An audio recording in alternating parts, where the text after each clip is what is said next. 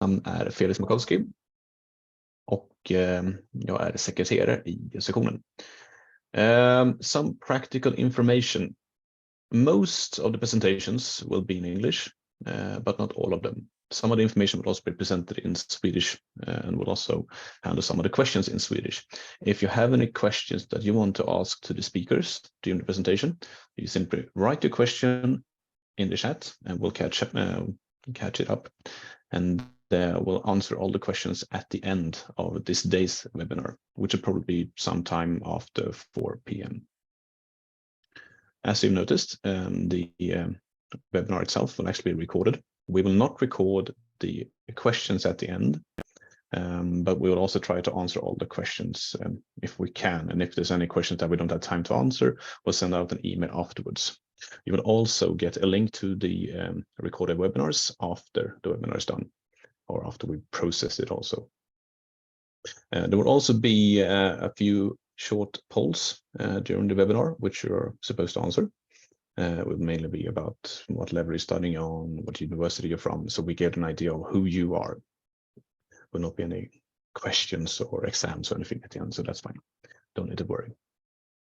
Right, so now I'll switch back to Swedish, and if you don't follow, you can just read the smaller text. Så, välkommen till då Geosektionens webbinarium. Idag, tisdag. Jag heter som sagt Felix Makowski och jag kommer först att ge en introduktion som då beskriver vad som händer under dagen och även därefter ge en snabb beskrivning av vilka Geosektionen är och även lite snabbt om naturvetarna. Därefter kommer vi ha de olika föredragen. De som håller föredrag idag är då Malin som kommer att prata om översvämningar.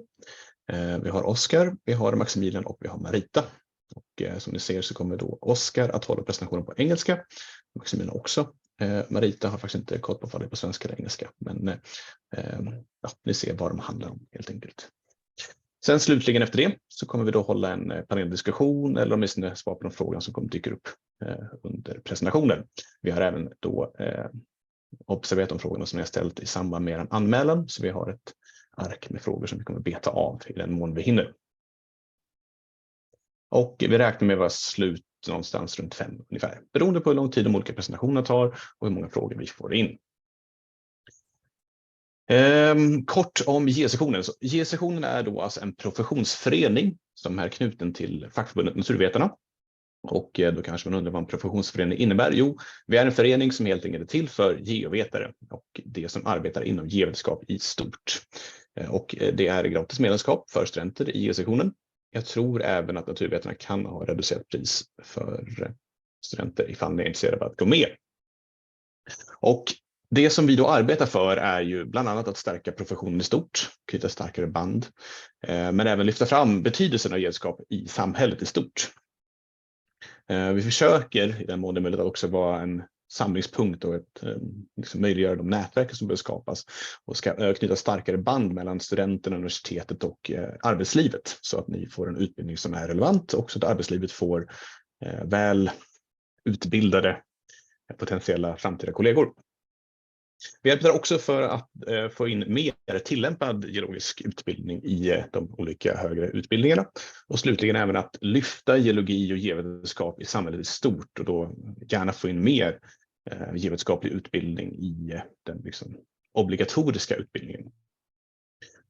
Många av våra medlemmar, mig själv inkluderad, hade väldigt dålig koll på vad geovetenskap var innan vi började på universitetet. Och det är väldigt tråkigt för det är i slutändan läran om jorden i stort. Vi finns även, har en viss anknytning och närvaro på både LinkedIn och på Facebook om ni är intresserade av framtida evenemang och liknande som vi kanske arrangerar. Så utan att gå in på mer detaljer eller bli långrandig så lämnar jag då över till Malin Hedlund på Karlstad kommun som är översvämningssamordnare.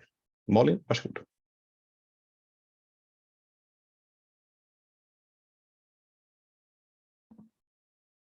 Så, nu, tack så mycket. Jag ska ta och dela min presentation här.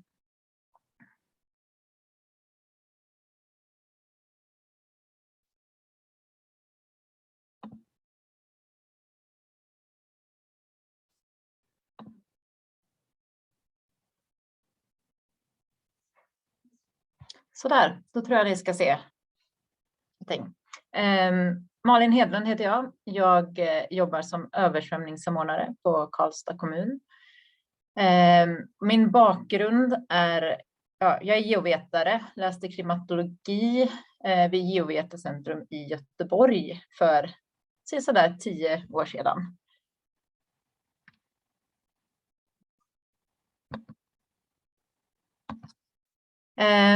Det här har ni en bild över Karlstad. De flesta som jag brukar träffa när jag pratar har aldrig varit i Karlstad överhuvudtaget. Men som ni ser så är Karlstad väldigt platt. Det är mycket vatten. Det ligger på Klarälvsdeltat. Så det är mycket, det är sjöar och det är Vänern som är väldigt stor sjö och Klarälven då. Jag kommer att prata mer om det alldeles strax. Men här pågår majoriteten av mitt arbete då. Det här kommer jag prata lite mer om. De flesta av er ser väl direkt att det här inte är Karlstad. Det här kommer jag prata mer om jag hinner. Det är ett litet sidoarbete som jag har. Som är lite bergigare. Men i det stora hela då. Så jobbar jag alltså som översvämningssamordnare i Karlstad. Och det här är Karlstad uppifrån. Och här ser vi tydligt då placeringen på just deltat. Hade man bestämt idag så skulle jag gissa att man inte hade byggt en stad här. Just på grund av den översvämningsrisk som det faktiskt är att bygga en stad på ett delta. Vi har ju alltså risk både från Klarälven och från Vänern. Och vi har en hel del historiska översvämningar. Och det här krävs ju kontinuerligt arbete hela tiden när vi utvecklar staden. För att i bästa möjliga mån se till att vi inte hamnar i ett sådant läge som vi kanske har varit i tidigare. Mitt ansvarsområde är egentligen alla kommunens sjöar och vattendrag. Men i arbetet så handlar det mycket om just risk då. Och eftersom det är flest människor som bor och verkar i just centralorten Karlstad så blir det Klarälven och Vänern som jag jobbar mest med. Men i hela kommunen så har vi en hel del andra sjöar och vattendrag också. Här är lite bilder från tidigare händelser. 1916, jag vet inte om ni ser så högt upp, men 1916 är i alla fall den högsta bilden där man rodde i centrum. Det här är ju inte speciellt önskvärt. Och det här är då översvämning från Klarälven. Och Klarälven ser vi som den största risken. Och det är främst i samband med vårflod och snösmältning upp i fjällen. Där vi ser mest just då vad som är karaktäristiskt för vattendrag i sig då, och också då för Klarälven är ju just att det går ganska fort.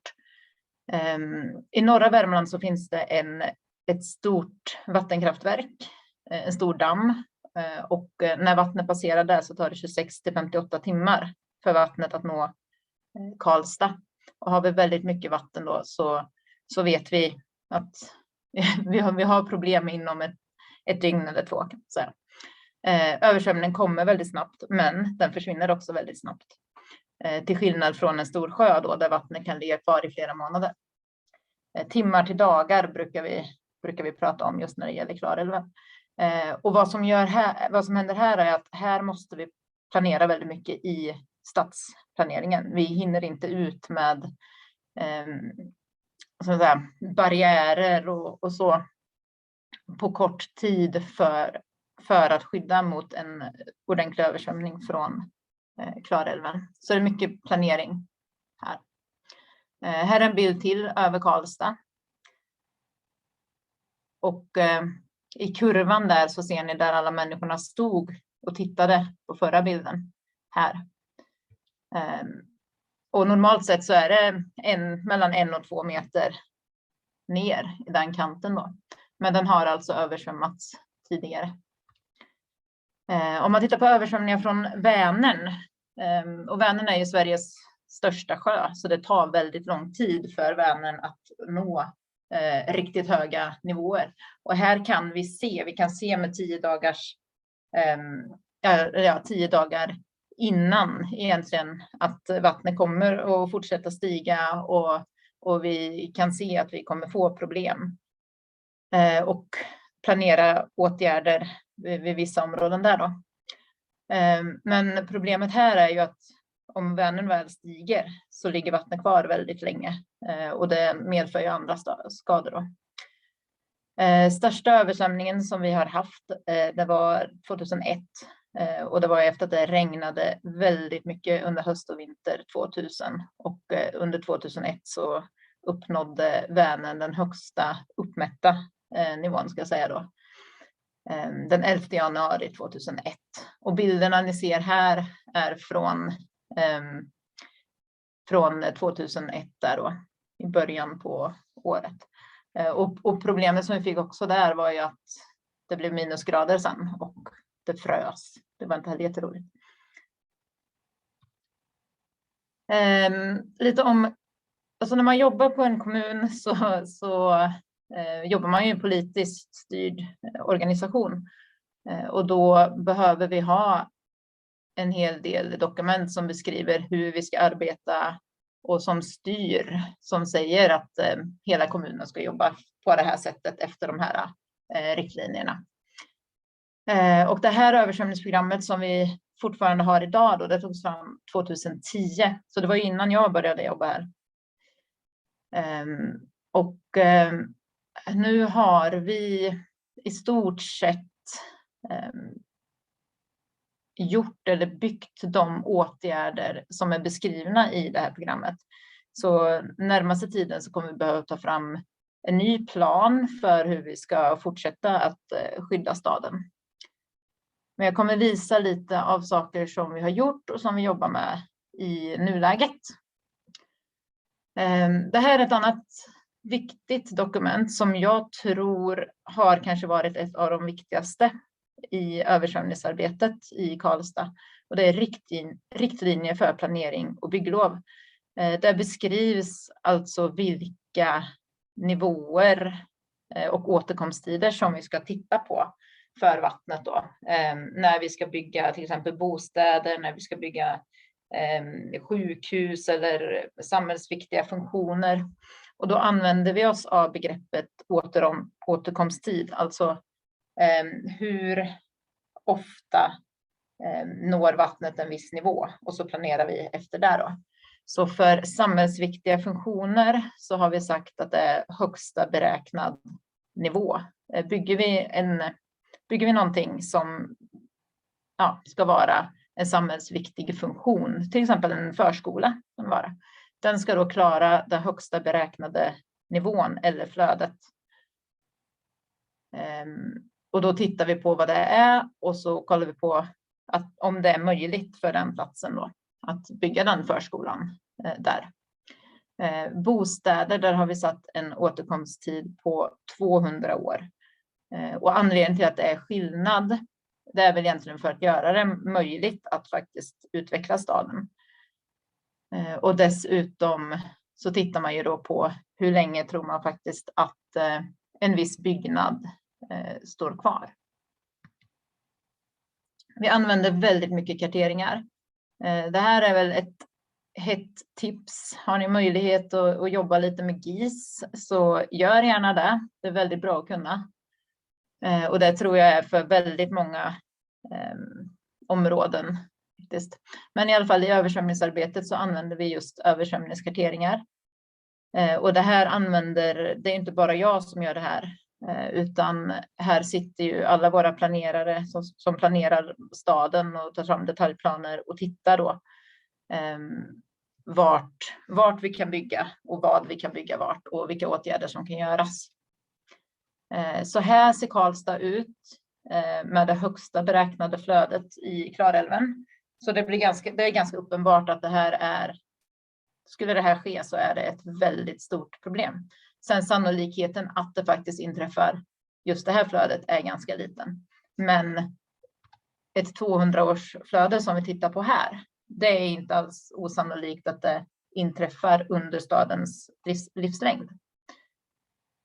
De rosa områdena, ska jag säga, det är rosa just därför att vi har delat upp i kartskikten då. Det som är direkt kopplat till Klarälven, till flödet, och det som är instängda områden. Så det rosa är instängda områden, och där tittar vi lite extra då på markförhållanden och så innan vi bygger någonting för att se om vattnet har en anledning att komma dit eller om det bara är i karteringen då som det är ett lågt område.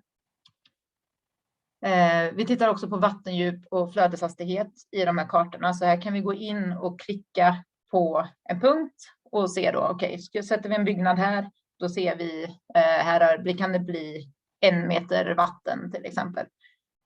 Så antingen ska den här byggnaden klara 1 meter vatten, eller så kanske vi ska titta på en annan lokalisering för det.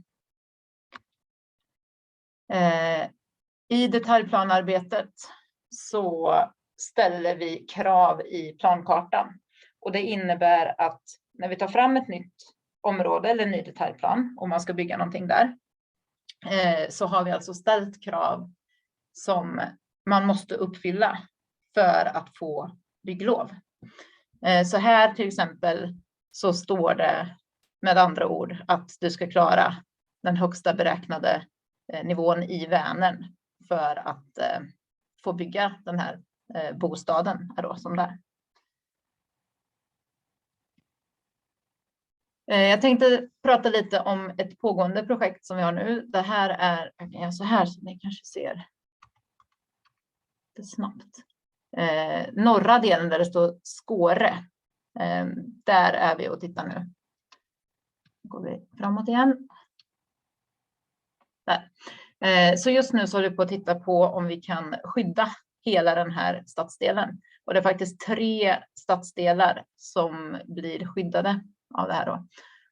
Och då har vi sett att för ett 200-årsflöde så är det möjligt genom att bygga en jordvall som sen då kommer vara gräsbetäckt så det blir lite fint och trevligt. Och sen så kommer vi då också i 2 anslutande vattendrag bygga stängningsbara luckor och med anslutande pumpar.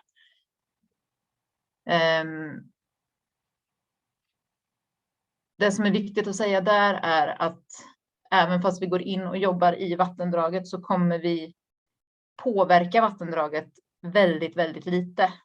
Just därför att de här luckorna kommer bara vara stängda när det är väldigt höga flöden i Klarälven. Så problemet med de här anslutande vattendragen är att när Klarälven stiger så trycker det upp vatten i de anslutande flödena och leder till översvämningar väldigt långt in i bostadsområdena. Här har vi ett befintligt översvämningsskydd som är i ett av de här anslutande flödena. Jag tänkte att det var intressant att se. Idag så klarar det ett 10-årsflöde. Men när vi är klara med hela projektet så ska det förstärkas till ett 200-årsflöde där också då. Och det ser ut så här. Det är ganska enkelt egentligen. Det är längst till vänster. Där har ni en lucka som elektriskt fälls ner när älven stiger till en viss nivå. Sen finns det en pumpstation på insidan som pumpar ut vattnet från insidan då så att det inte ska stiga där.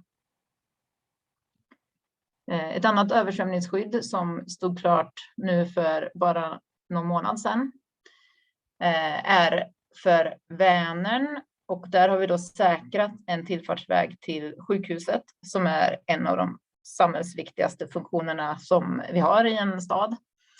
Sjukhusen måste fungera även om vi har översvämningar.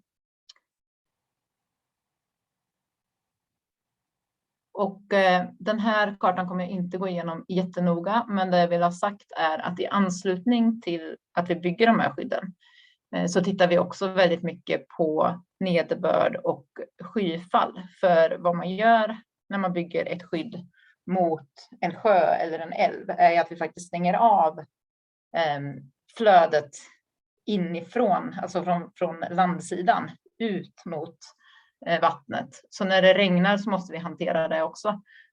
Och just i det här projektet så har vi väldigt stort nederbördsområde då, som vi har kopplat på. Jag kommer inte gå igenom alla de här flödena här, men ni får gärna ställa frågor sen om ni är intresserade. Men vi tittar alltså både på stigande vatten från sjön eller vattendraget och också då från nederbörd och skyfall på insidan. Ett annat översvämningsskydd som vi har, det är för sjukhuset och det klarar högsta beräknat flöde i Klarälven och ett skyfall på upp till 500 års regn. Och det skyddet ser ut så här. Det syns knappt om man inte vet om det, för det är egentligen en cykelbana uppe på skyddet. Och till höger där så ser ni gräsbevuxen. Det är spont som är nedslaget och sen så har vi då lagt jord och gräs över då för att integrera det i den befintliga miljön. Och för att fortsätta prata om Vänern så har vi också säkrat upp inre hamn. Det är så här. Och här är en annan typ av skydd. Här som jag sa förut då så har vi lite tid på oss just när det gäller Vänern. Så det här skyddet, här har vi vattennivåmätare, det har vi till alla skydden. Men vattennivåmätare som larmar vid en nivå. Och då tittar vi, hur ser det ut framöver? Kommer Vänern fortsätta stiga? Kommer det, om vi ser att den gör det, då sätter man i de här sättarna. Så att här är egentligen då öppet normalt sett. Men då sätter vi i det här skyddet och då behövs både lyftkran och dykare för att genomföra den åtgärden och få det på plats. Men den tiden finns vid Vänern. Vid Klarälven är det inte möjligt att ha ett sådant system utan det måste finnas på plats.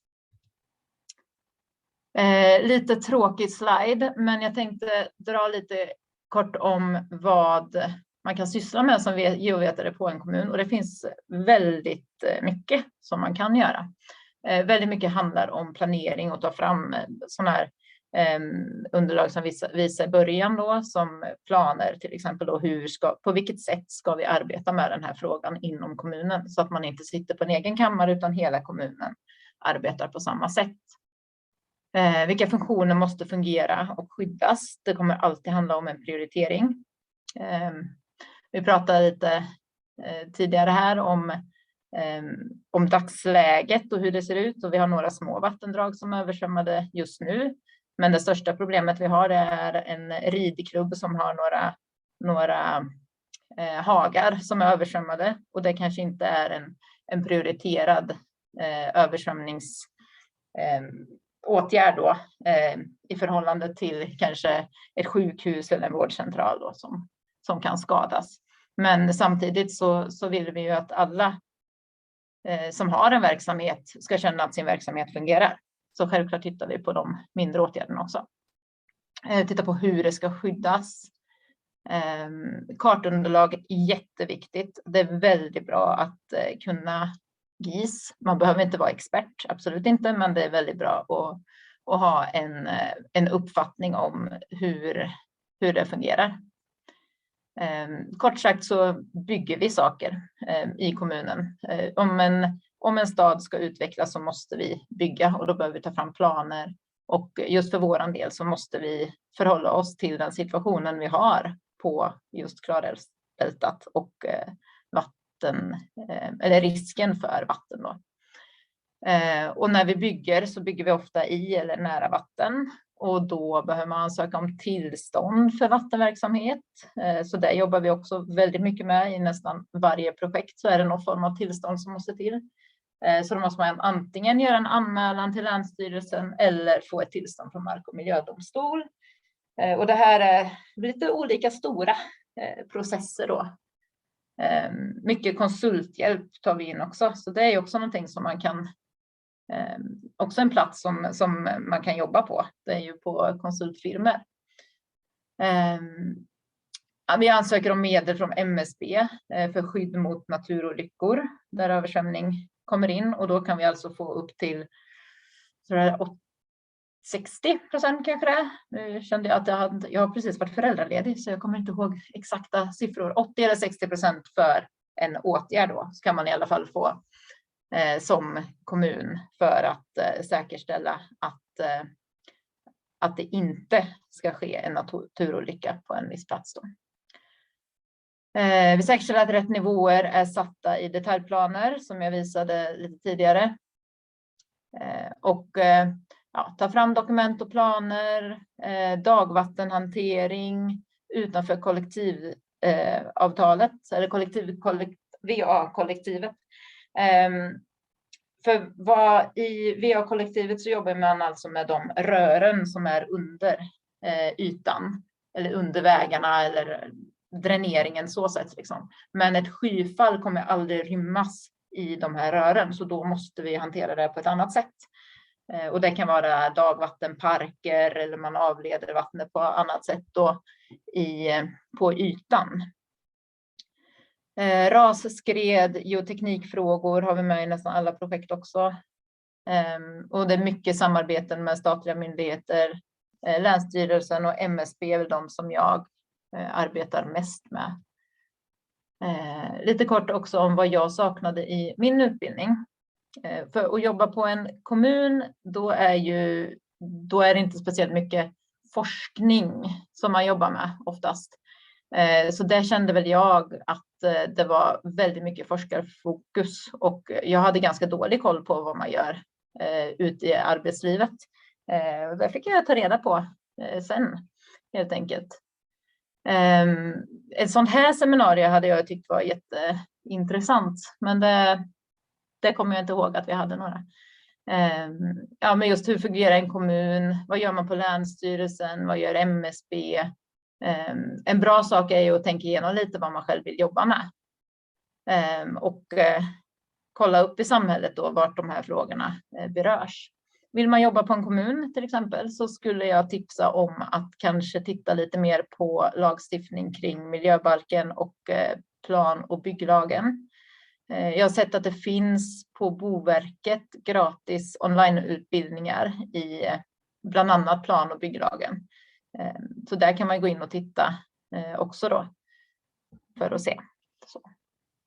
Det var en liten snabb genomgång av någonting som jag skulle kunna prata om i säkert flera timmar. Men jag tänker att jag stannar där och drar inte så mycket mer om de här bergen förutom den här bilden med översvämmade berg. Så jag tackar för mig där. Tack så hemskt mycket Malin för en väldigt fin och trevlig presentation. Let's stay on the water focus now, but move out on some deeper ends. So now, first you have a poll.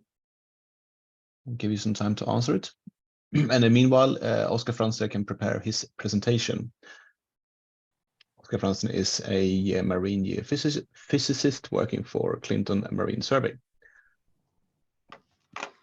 Hello. Can you see me? And can you hear me? We can hear you and we can see you. Perfect. Okay. I like your transition there, Felix, from the deeper waters. It's going to be a bit shorter presentation, but hopefully informative anyway. Can I start? Yes, you can start. We are getting the last few polling results here now, so it's fine. Nice. So I am a senior geophysicist at Clinton Marine Survey in Gothenburg, and I want to talk a little bit about career opportunities as first of all in focus geologist geophysicist here in Clinton, but we also have other departments that could be of interest. And here in the background you see one of our bigger vessels out mapping the seafloor outside a wind farm, probably outside UK somewhere. I think you need to share the screen. Oh, sorry. Yes, of course. I need to take this away and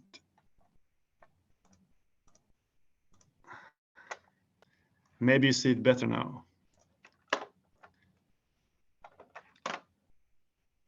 Yes, we see the PowerPoint view. Perfect. Okay. Well, now you see the vessel outside a wind farm in the UK. Anyway, very short about my background. As I said, I'm a geophysicist at Clinton Marine Survey in Gothenburg. And I studied bachelor's in geoscience at Stockholm University between 2008 and 11, and then a master's in Stockholm University, focusing on marine geoscience. So I have a background in both sedimentary and geophysical data from the university, which has been very helpful for what I'm doing now. I also have a PhD in marine geology and geophysics, but that's not necessary to work in this industry.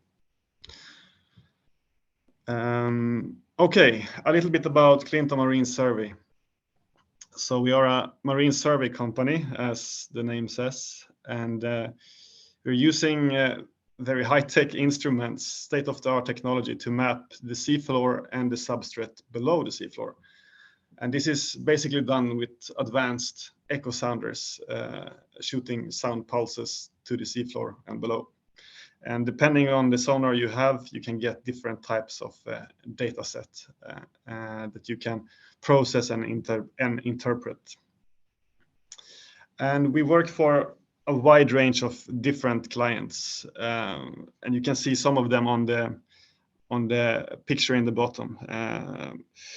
And you see a lot of energy companies. Many energy companies are now transiting into more of wind-based energy, and then we have a lot of work to do.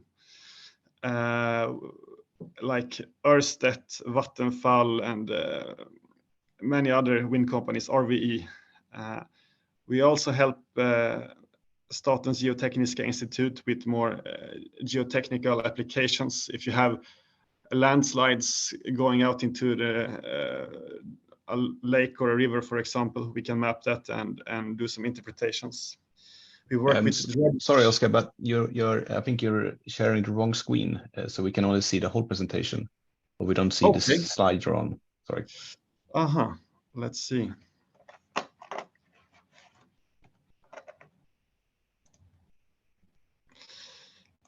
Let's see.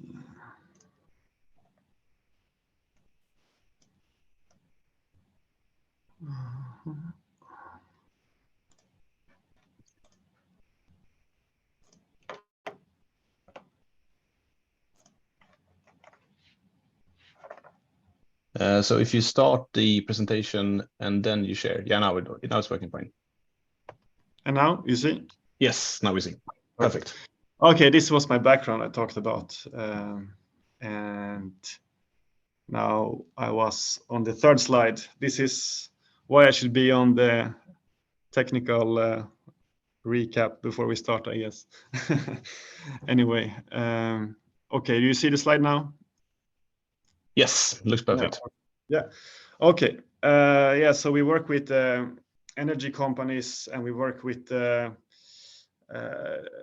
dredging companies, dredging harbors and so on. And we work with updating navigational charts, both in Sweden and in the UK. And most of our jobs are in Northern Europe, UK and Scandinavia, and some in Poland and Germany too. And for now, we are around 60 people in the company, about 50 onshore, offshore, divided in 4 departments: Geo, where I work, Hydro, Survey, and Fleet. And I will come back a little bit to this very soon. But first, something about our vessels. We have, I think we have 5 different vessels. This picture up in the right is not the most updated one. But we have 5 vessels, different sizes, and they are equipped with different instruments depending on the scope of projects. And we have geophysical instruments that are both mounted on the vessel and towed behind the vessel. So we do, I will not be too technical. I don't know, I guess we all have a bit different backgrounds, but we do mostly multi-beam surveys, sub-bottom surveys, side scan, magnetometer, and also ROV as like a robot that you send down from the boat, and you can do some camera video inspections and so on. And so the vessels are out 24/7 basically. They work in shifts on the vessels, and the data comes into the office over internet, and the people in the office in Gothenburg, we take care of the data, process and interpret and make reports and charts and so on. So here you have on the bottom left, you have, for example, an example. The gray image in the background is like a backscatter image, which basically is an intensity map. You can say when you send out sound pulses to the seafloor, it comes back with certain energy depending on what you hit. If you hit something soft and muddy, a lot of the energy will be absorbed by the seafloor. If you hit something hard, a lot of energy will come back. So based on that, you can get really nice ideas about the substrate of the seafloor and not only the depth.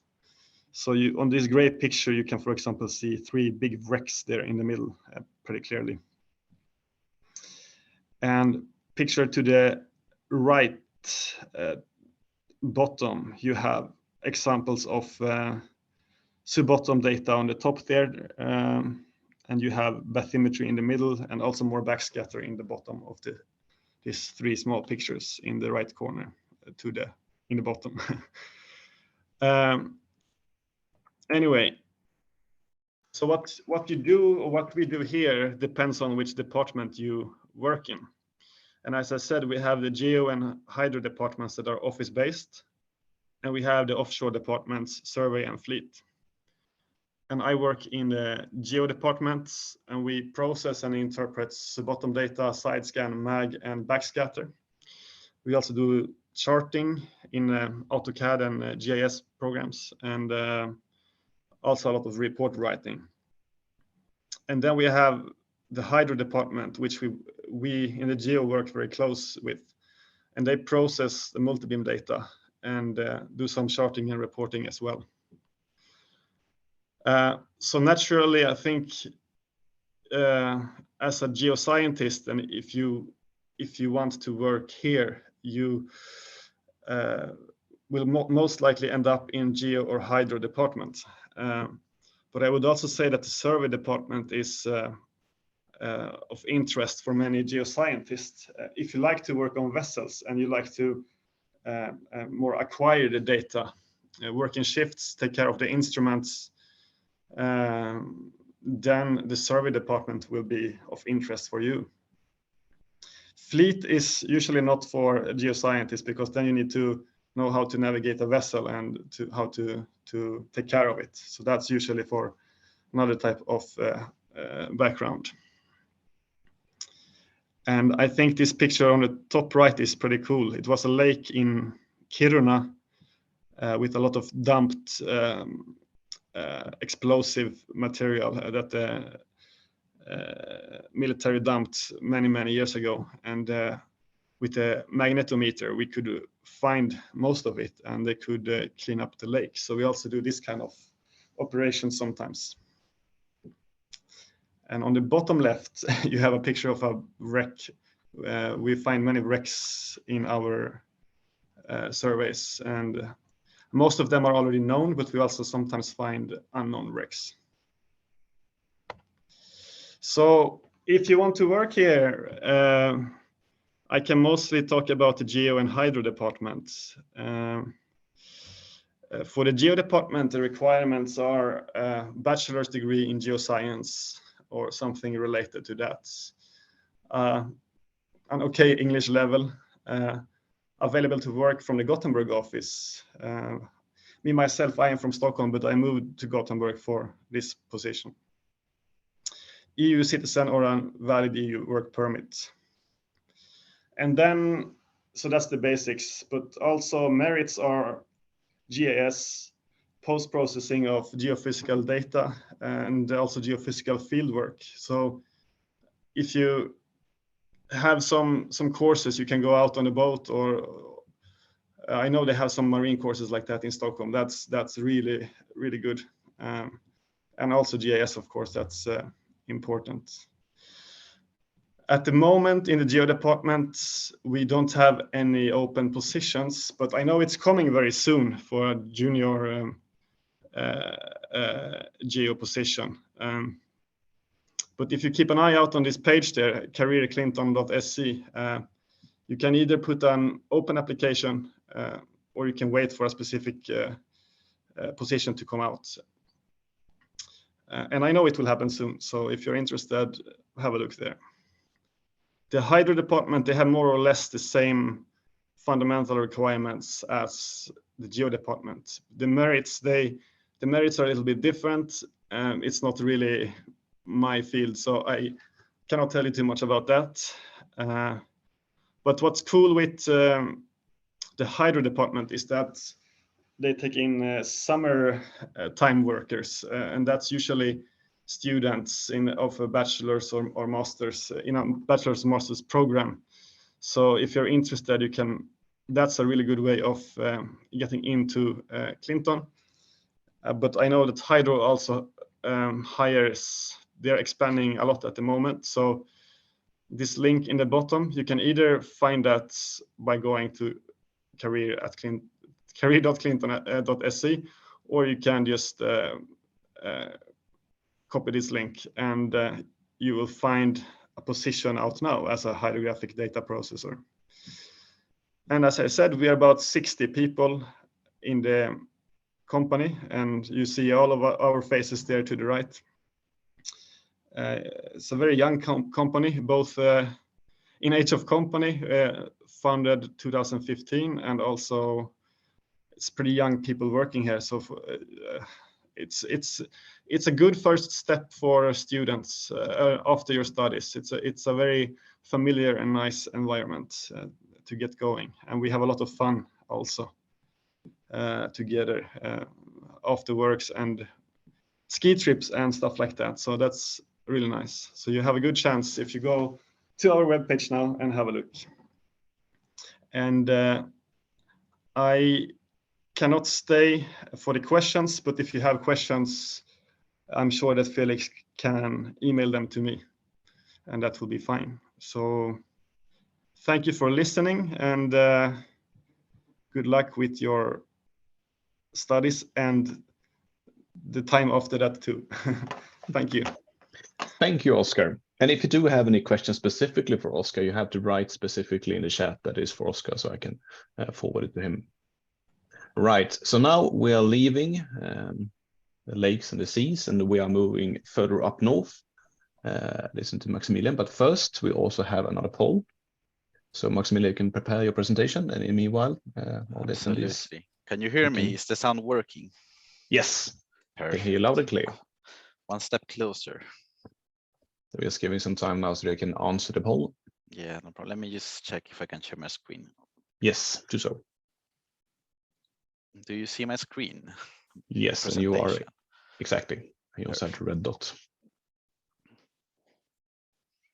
We are missing 5 answers at the moment. Just waiting a little bit for those.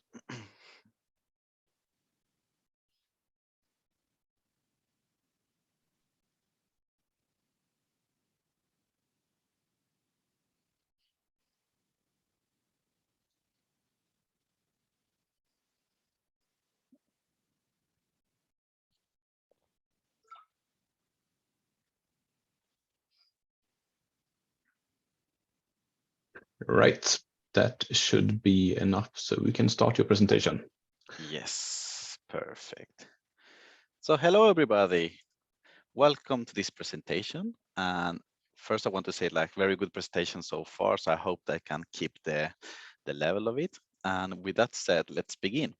So first of all, the agenda for today, what I'm gonna talk about a little bit. First, gonna be presentation, then how I ended up in LKB Kiruna, a little bit about LKB, some projects I'm currently working on, and what does the work require from me, and what I wish I could have learned. So pretty much a little bit about how work is and presentation about LKB if you don't know what it is, but I think pretty most of you maybe have heard about it or seen on the news. further ado, let's go. So who's the person in front of you? But in this case, who's the person in front of your screen? It will be me, Maximilian Kürke. I was born in Germany, lived some time there, also then moved to Chile, which is a mining country that really influenced my studies and my career path, since I got a lot of, you could say, of motivation to do this because of all the mines they had. And when I was little, I really liked to go into the mines of Chile. We moved to Sweden, and here I've been living most of the time in Stockholm mainly, and then I moved to Luleå, where I did my studies, where I did a master's in natural resource engineering, specialization in ore and mineralogy at Luleå University. That's a strong base for exploration geology, basically. So you have that in mind. I've also been working now for LKB basically for 2 years in the R&D department and for process and product development. I've been mostly working with water quality questions, processing, and mineralogy. One question I get often is, how did I end up in LKB Kiruna? Well, there was a few reasons. First of all, at the time, I remembered that the main reason being COVID-19 that stopped my plans for a sabbatical year. This was in 2020, in the end of September. Hopefully, nothing like that will happen to you guys. But in that case, I felt like I needed some strong base of reassurance because the world was changing. So I tried to apply for a job. At the time, I did not want to move out from northern Sweden, so I wanted to stay in this area because I liked it, I had my friends here, and after the graduation, I felt like it was close from home at the time. And I also wanted to work in a well-known company worldwide within my field. And there were some choices, but it ended up being LKB in this case. And within LKB, there's a lot of different jobs, applications you can do. But in my case, I chose the R&D, and maybe sounds a bit arrogant to say choose because it's they who chose, but I really put a lot of extra energy and my will into try to get into the research and development, and mainly because I like to learn new things, I like challenging work, and I like to travel the world. This is the reasons why I chose this, and I really felt like it fitted me correctly. I think that's a quite important thing when you start applying for a job or trying to search for something that maybe fits your description as a person. So you have that in mind. A little bit about LKB, if you guys don't know. It's the biggest iron mine in the world in subterranean. Open pit is not nearly as big, but when we talk about subterranean mines, this is the biggest one. It's produced, all the iron produced here in LKB, 80% goes to Europe, so it's important Europe supply. It's not 80% of all Europe, so keep that in mind. It's mostly LKB supply in Europe. It produces quite a lot of tonnage. It's quite old mine, which is something not very common in mining industry. Usually maybe the life length is 30, 40 years, something like that.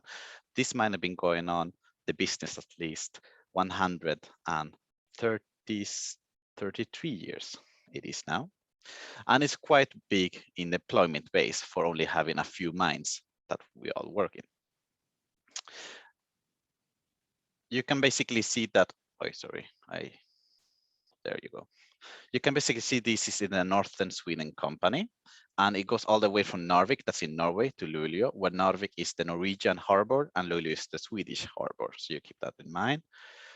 And you have basically Kiruna, that has one of the mines. Previously had two mines, Luossavaara and Kirunavaara. Therefore, we have the name LKB, Luossavaara Kirunavaara Aktiebolag, if you want some trivia. Next one is Svappavaara, where we have the mine here. And then we have Malmberget, where these are all the mines LKB have in Sweden. Previously, they had some external mines all over some places of the world, but then now in later year, they focus mostly in Swedish. I want to talk a little bit as well about the process chain, because not only a mine, it's also to produce pellets, which is mostly the part I'm working in, that's in the more processing part of it. But still, it's very important to keep in mind the mining aspects of this, which I will later on go in. But without further ado, if you don't know, first we do a screening of the material coming from the mine, and we will try to separate the big material from the small material in easy words. Then the larger material will get crushed down into more handle sizes that will go through in the processes chain, like the screening one. So we have the same type of material we can work with in the size distribution. After that, we do some purification by separating the waste material that goes forward, and then we keep the more clean material, which will be the magnetite at this point. That's why we can use some magnetic separation at this point. After that, we now enter into the enrichment part of the processing chain. And here we do some further accumulation, which means we grind it until we have the desirable particle size distribution, which is super important to create our desirable pellets that we do in the process.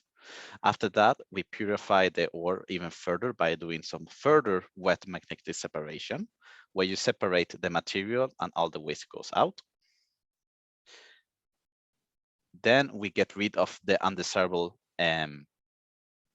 elements within, which will be this phosphorus that is included in the apatite. So this is basically apatite flotation, where, and I might include as well a reverse apatite flotation, where the waste is to get floated here and the material that we want to keep keeps in the bottom.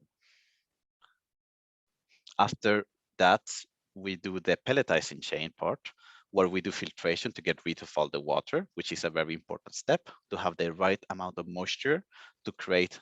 The later stage would be the balling to create this raw pellet that we later on apply some heat to get the sintration. After getting the raw pellets, we apply some heating to dry it out even further. And in the last step, we actually reduce the pellet from magnetite to hematite, which creates a lot of heat. And this is a very, very good process for us because it's economical viable since we produce heat by applying the oxidation state. And then we oxidize magnetite to hematite, basically. And then we got some sintering and we get this end product, which will be the pellets. And this is basically what we produce from blast furnace pellets, the direct reduction pellet, and fines. And in the future, maybe you heard about the sponge iron, which has done a lot of news recently in the world, which it's very ambitious and a lot of money is in the game right now to see if we can make this possible. But we will see. We need a lot of people in this kind of transition. So this is mainly where the new generation of students such as you can be part of it to try to make this possible. And it can be everything from maybe exploration all the way to processing, where I'm mostly working in. Another recent news that was quite big, that is one of the biggest rare earth elements in Europe at the moment, after the report got official released. So a lot is happening right now in LKB. Now, if I talk more about myself, the project I'm currently working on right now, just to give an idea what an explore geologist background is working on, it can be quite broad, especially when you're working in research. I don't gonna go through the list, but I'm gonna focus on this one because this is what I'm gonna present shortly about, so you have an idea how the work looks like. And don't worry, it's not gonna be into details, just to give like the big picture of things.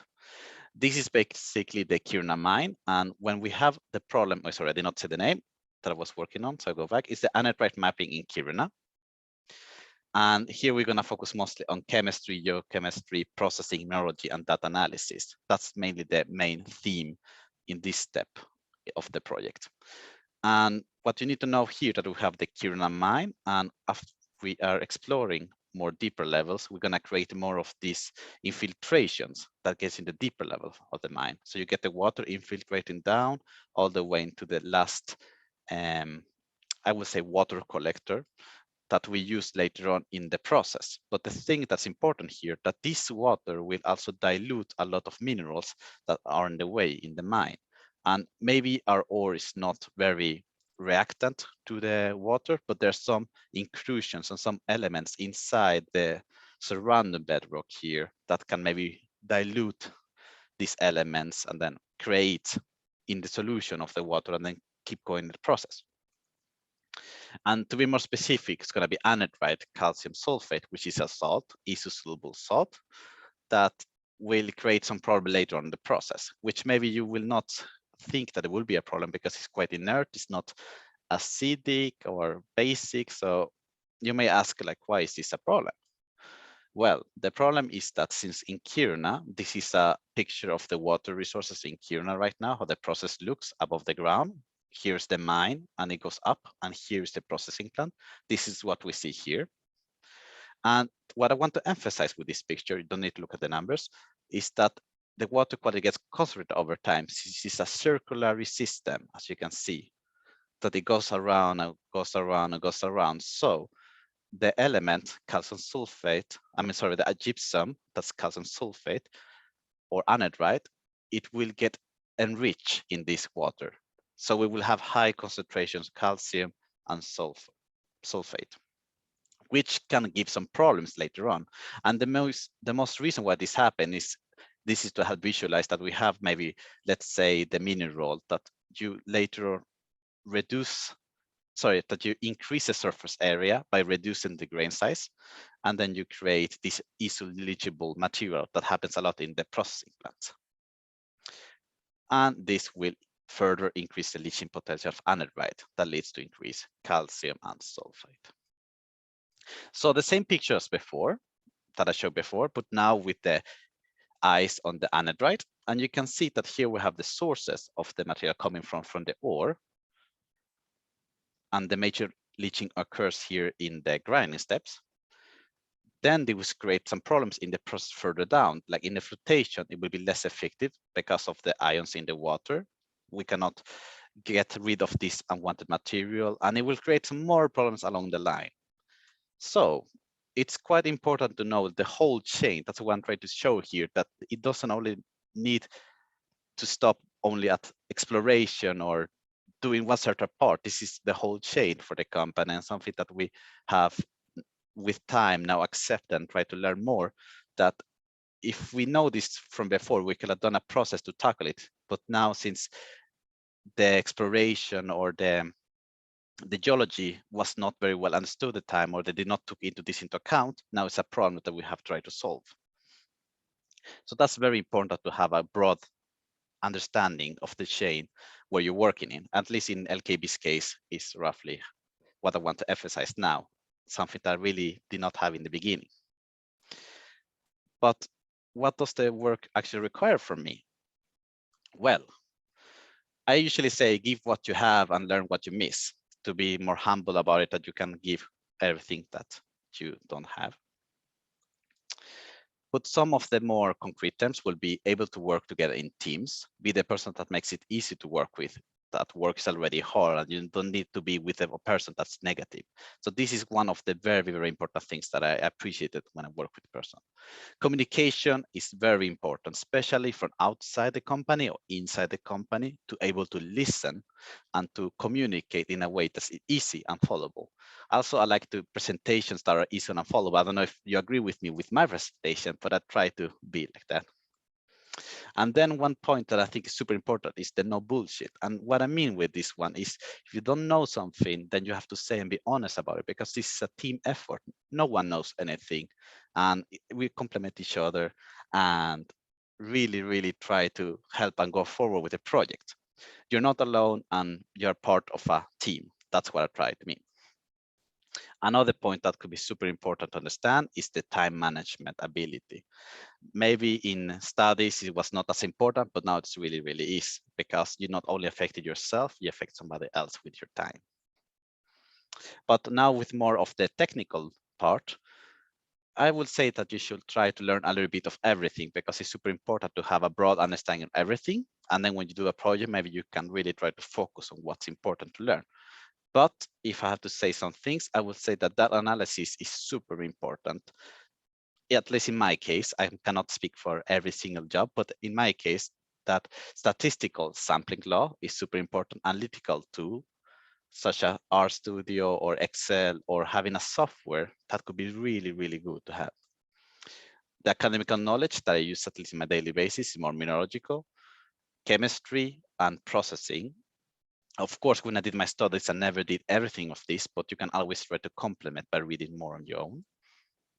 And then something that's super important as well, that maybe not very well discussed in academia, it depends who you ask, is the writing a report that's both technical, or that you also can write a report as casual and yet informative, because sometimes the people you communicate in the company don't need to have the technical requirements. So you have to give the information in a way that's easily digestible.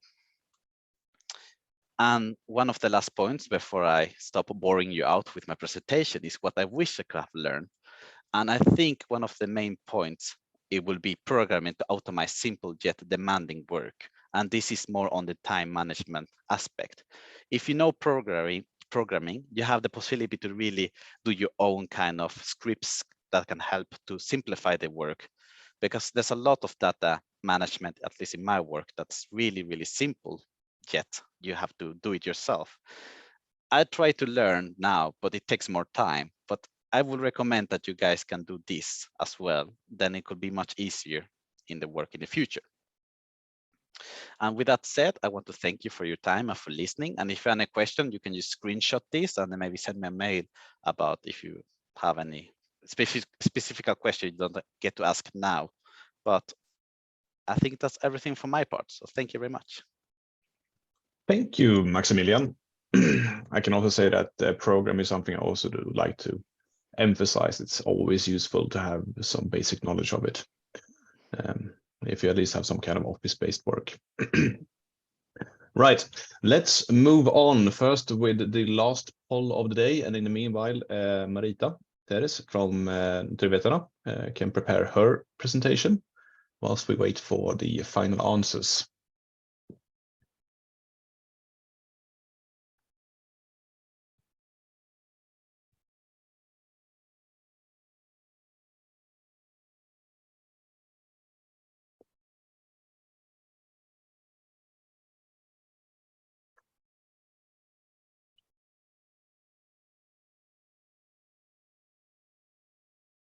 And we can see your screen perfectly fine now. Just waiting for one final person now.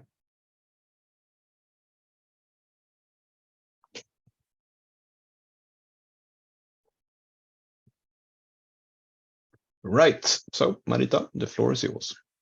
Thank you. Thank you for inviting me. And well, I work at Naturvetarna as an analyst or utredare på svenska. And my expertise is actually scientist labor market, or if you say natural scientist labor market, and the competence that is required, of course. So, but I can't give, I mean, my knowledge is not in detail like you have given here. It's so interesting to listen to all your presentations because I learn a lot. And I completely agree that you have to learn all the time today.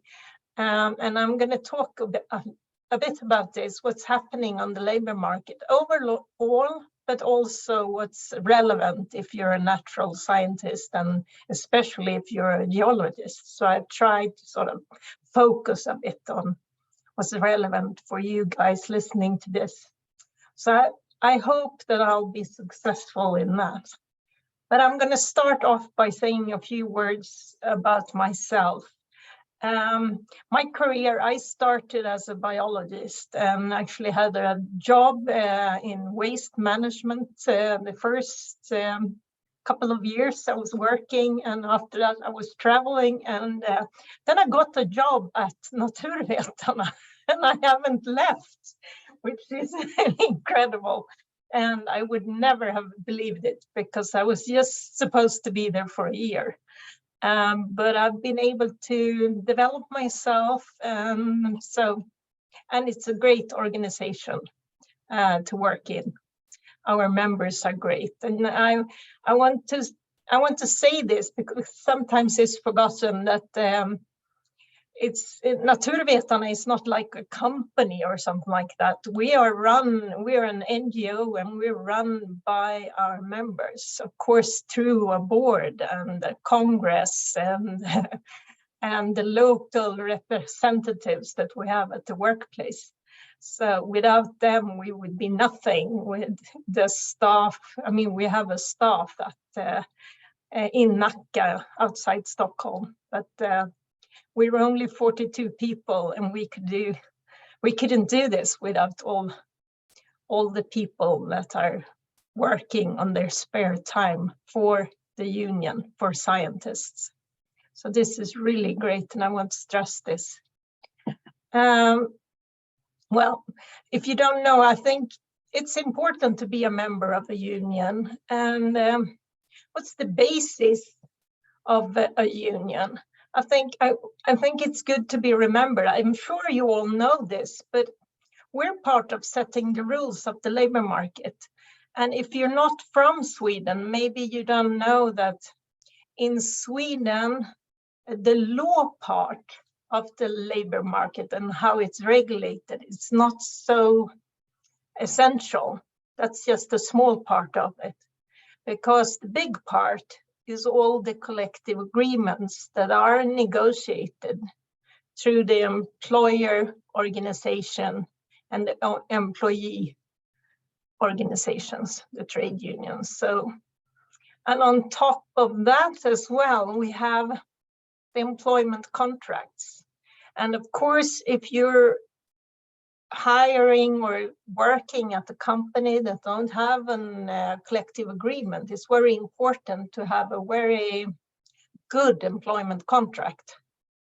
And then you definitely need some legal advice, so you don't sign something that you shouldn't sign. So, so that's one advice that I want to give to you.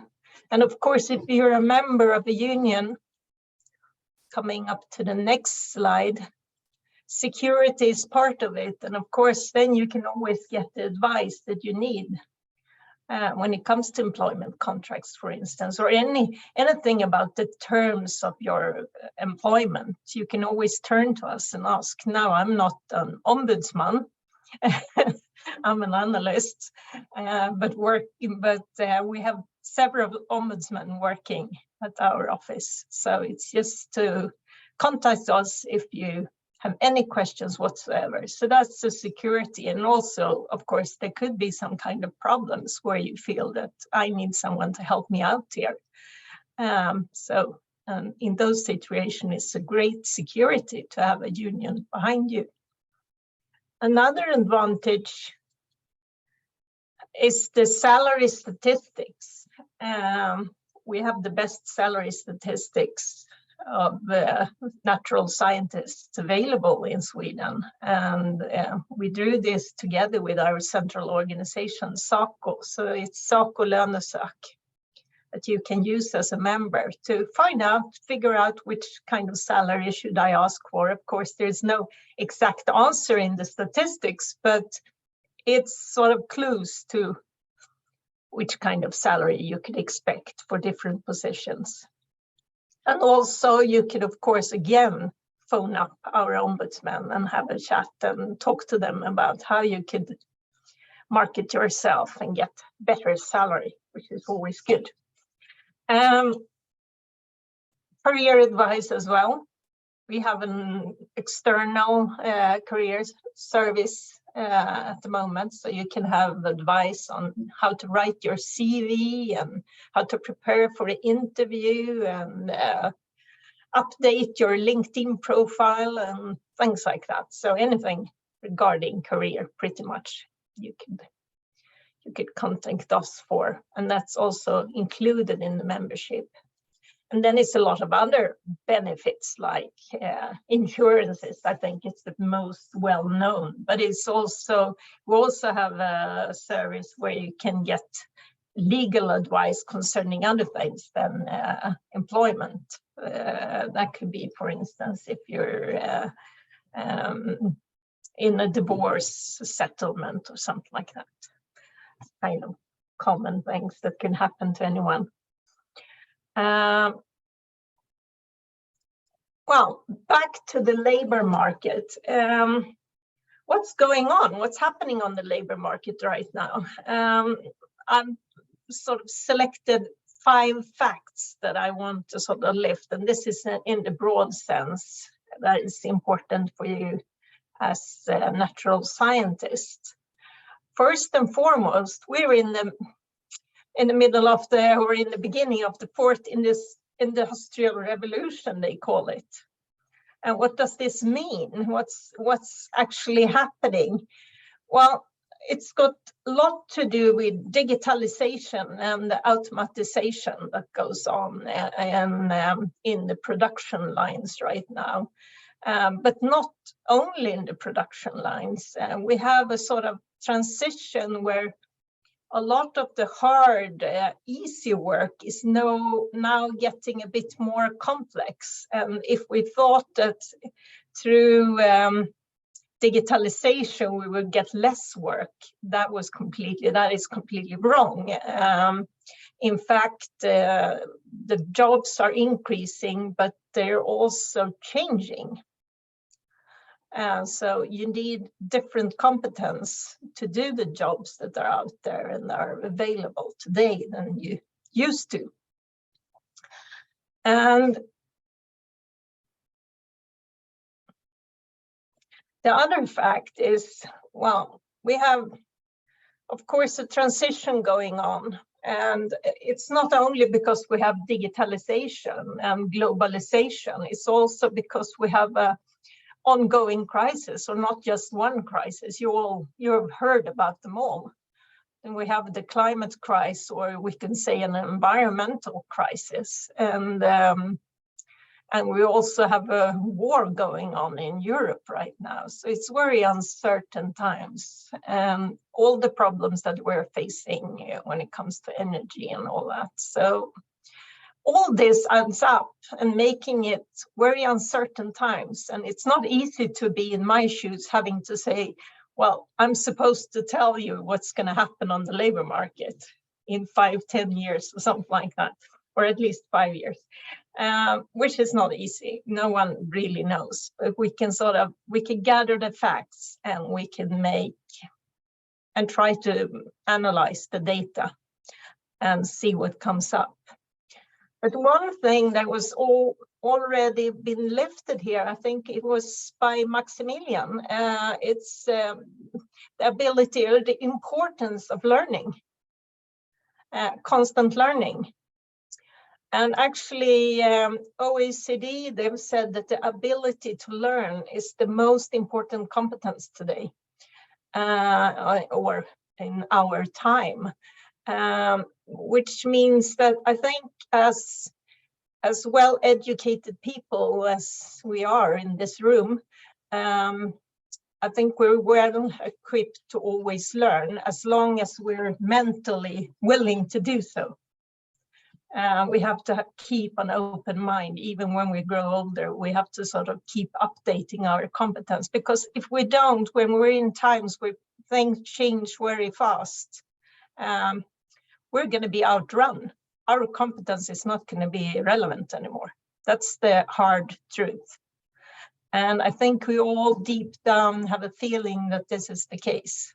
So we also, more and more, we see that it's really, really difficult to recruit STEM competence. I don't know if you're familiar with this term, but that's competence within the fields of science, technology, engineering, and maths. That's the competence that are required to solve the problems, basically, that we're facing right now, or the challenges, or whatever you want to call them. But it's kind of big challenges that we're facing, and we need this kind of competence. Everybody is looking for it. And to be honest, again, we have the problem with youth not selecting to study technology or science. So this is a challenge as well, getting people interested in geology, for instance. Another thing that I've sort of, maybe it's a hope, but I prefer to see it as a possibility, because I'm well aware that a lot of our members, they like to be specialists and sometimes very narrow in their fields. And I think the gig economy, that's, what is that? What's a gig economy? That is that you can be having your own company, and you can take on different kinds of now I lost the word, uppdrag, assignments. And of course, with the globalization and the digitalization, it's all of a sudden it's possible to do a lot of the work, even though if you're not actually in the country where they're facing the problem. And of course, if you're very good in a very narrow field, then you can be available for the whole world, basically.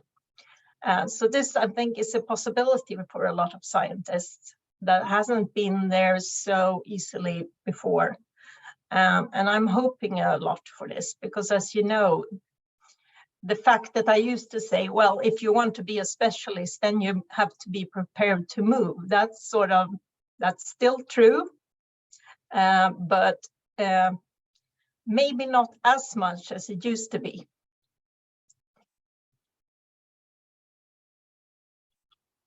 And I can't have any presentation without showing this, because Naturvetarna, a few years ago, we had Jan Eliasson as our Congress as a speaker, and he said that this is the world's most important to-do list. And I completely agree with him. And also these 17 goals, if you're studying geology and you don't know what to do with your competence, I think it's a good idea to have a look into these challenges, because here maybe you can find something that would really interest you. And I think this is sort of a process that it will help you to have this process while you're studying and have people around you to talk with and discuss this. What could I do? What do I want to do with my competence? What needs to be done? And also read up on the goals. It's lots of sub goals under these 17, so it's a lot of reading to be done. I'm going to say something about where geologists work. Of course, we gather statistics every year through our salary statistics or salary survey. But this is actually from SCB, the Statistical Bureau of Sweden. So it's all geologists. And what we can see here is, of course, most of them work private companies of different kinds. It's a lot of service companies or like VSP, COVID, After, and also, of course, mining industry, LKAB we had before, and now Boliden was one example that I was lifting there. We also have a lot of geologists at the governmental sector. So there's just a few examples there.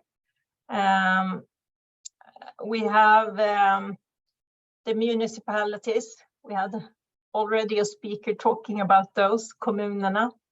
And of course, some stay at the university doing research or return. It's still not so usual to return to university, but I hope it will be more common in the future, that you will be out working for a few years and then you'll come back to university and do research. I think that would be something really great. If we look at the titles and the work areas, what are actually the geologists involved in? And I think you've heard quite a few examples already.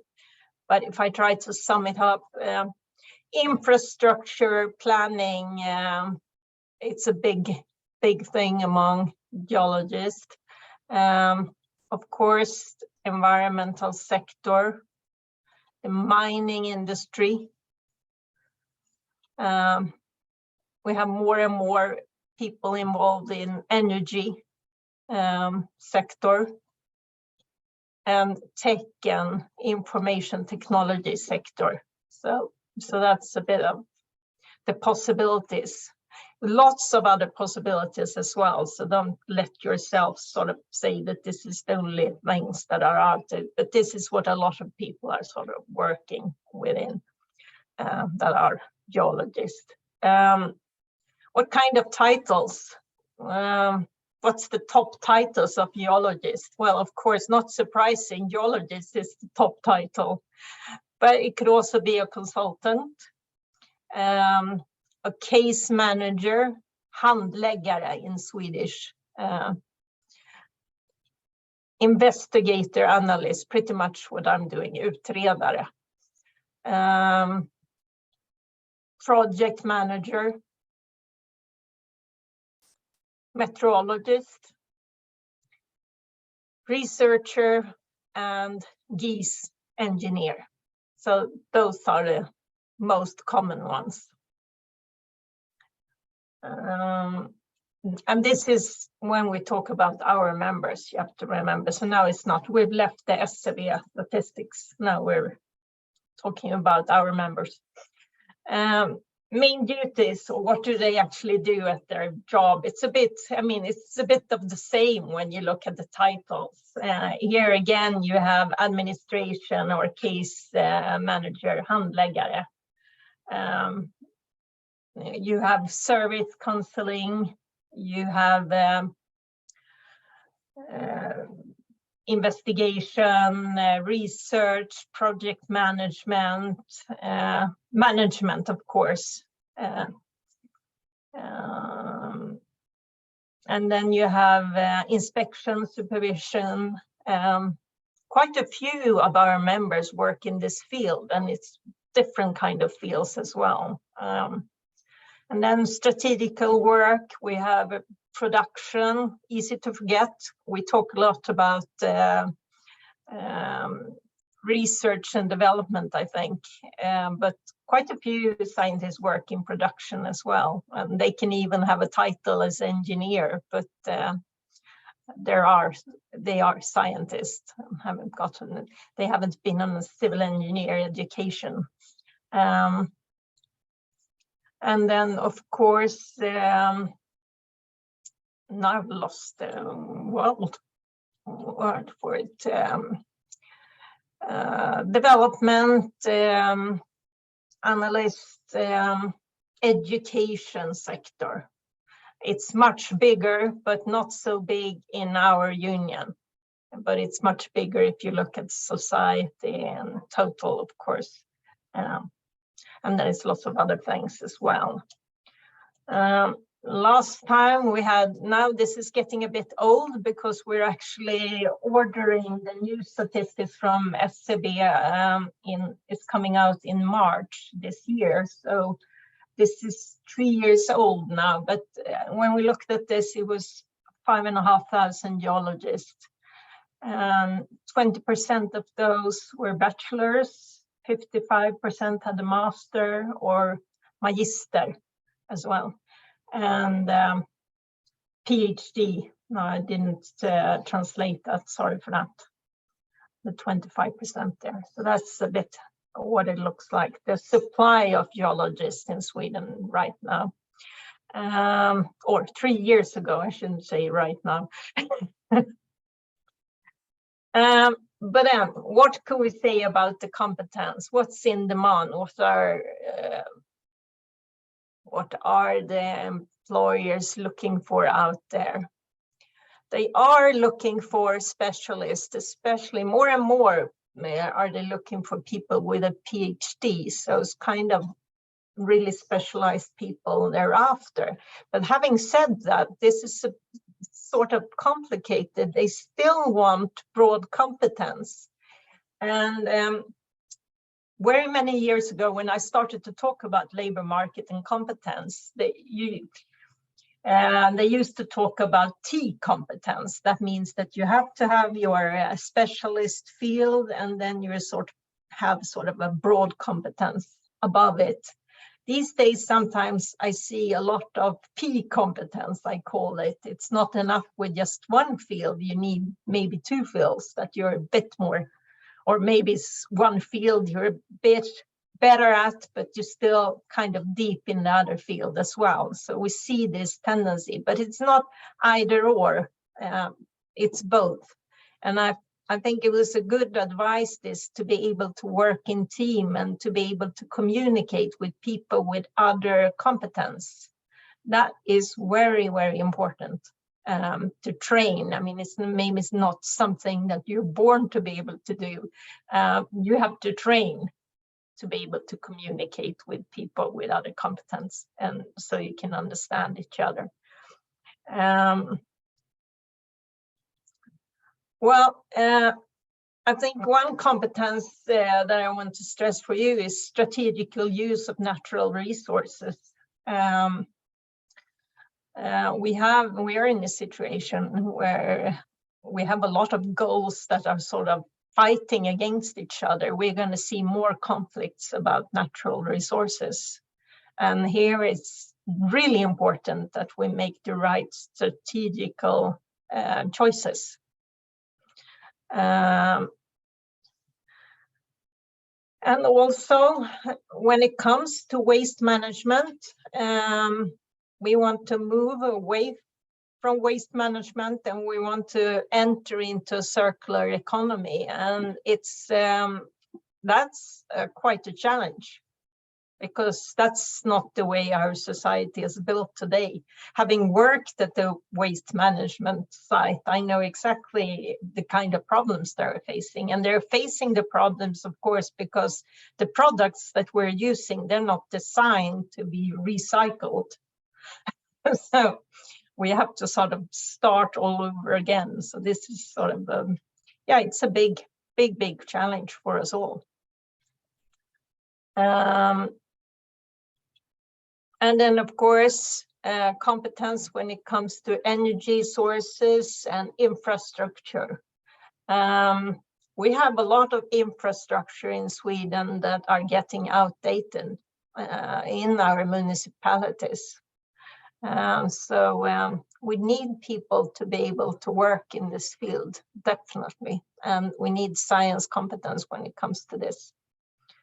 And also analytical and problem solving skills. Today, a lot of the work is data driven. We want data about everything. Even we at Naturvetarna, we work data driven today. I mean, we don't want to, if we are communicating something, we want data about, but which kind of, how can we communicate this? How can we communicate this so it will interest someone, for instance? So you always want data about everything today, because that's how you're successful. And of course, if you're a geologist, it's geese and geology data. But it's pretty much the same wherever you work. This is the current trend. So if you have skills regarding that, and maybe if you add on maths and programming, we already heard about that. That's a good advice to be more attractive.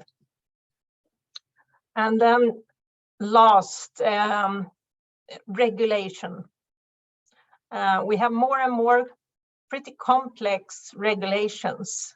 And of course, we had people studying law, but those people, they were very rarely know anything about the science fields. So we need to have people that understand a bit of regulations, but also understand the field they're in. And there's high demand for them in different kind of areas, I would say.